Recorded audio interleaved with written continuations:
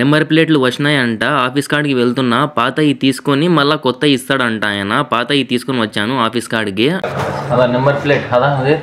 اوكي وين الرسالة؟ ها؟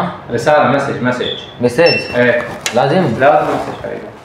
هذا مكالمة يجي 1100 هذا وركب هذا سجل بن وشوف مكالمة يجي 1100 ها لازم إقامة حبيبي. هذا كفيل ما يبغى؟ ما في مشكلة إقامة بطالة. المهم أنا لازم نسجل هنا حبيبي. لازم نسجل مين يجي شيء مين لا يجي شيء.